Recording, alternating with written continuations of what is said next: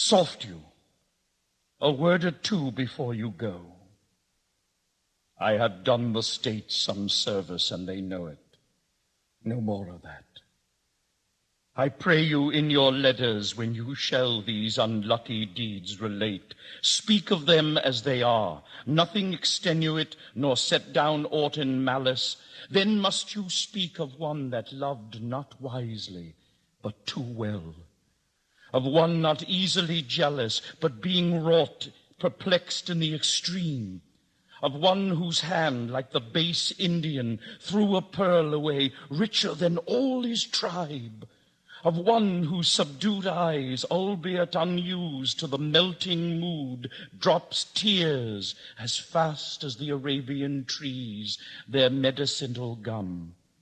Set you down this, and say besides that in Aleppo once, where a malignant and turbaned Turk beat a Venetian and traduced the state, I took by the throat the circumcised dog and smote him thus.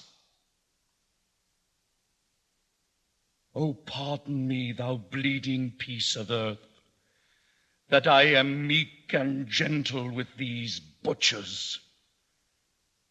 Thou art the ruins of the noblest man that ever lived in the tide of times. Woe to the hand that shed this costly blood. Over thy wounds now do I prophesy, which like dumb mouths do ope their ruby lips to beg the voice and utterance of my tongue. A curse shall light upon the limbs of men. Domestic fury and fierce civil strife shall cumber all the parts of Italy. Blood and destruction shall be so in use, that dreadful objects so familiar, that mothers shall but smile when they behold their infants quartered with the hands of war. All pity choked with custom of fell deeds, and Caesar's spirit raging for revenge, with Ottade by his side, come hot from hell, shall in these confines with a monarch's voice cry havoc, and let slip the dogs of war, that this foul deed shall smell above the earth, with carrion men groaning for burial. What must the king do now? Must he submit? The king shall do it. Must he be deposed? The king shall be contented. Must he lose the name of king? Oh, God's name, let it go. I'll give my jewels for a set of beads, my gorgeous palace for a hermitage, my gay apparel for an almond's gown, my figured goblets for a dish of wood, my scepter for a palmer's walking staff, my subjects for a pair of carved saints, and my large kingdom for a little grave, a little grave, an obscure grave. Or I'll be buried in the king's highway, some way of common trade, where subjects' feet may hourly trample on their sovereign's head. Will his majesty give Richard leave to live till Richard die?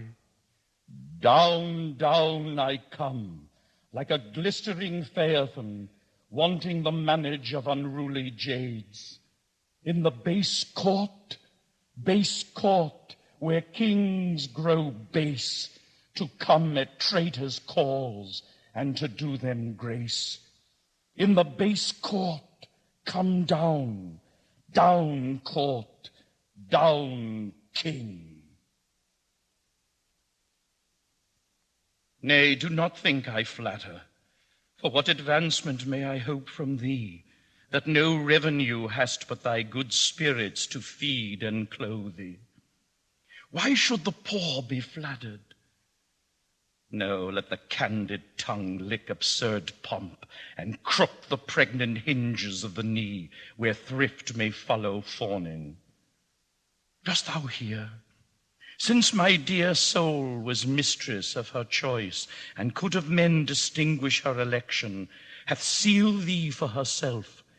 For thou hast been as one in suffering all that suffers nothing, a man that fortune's buffets and rewards has ta'en with equal thanks.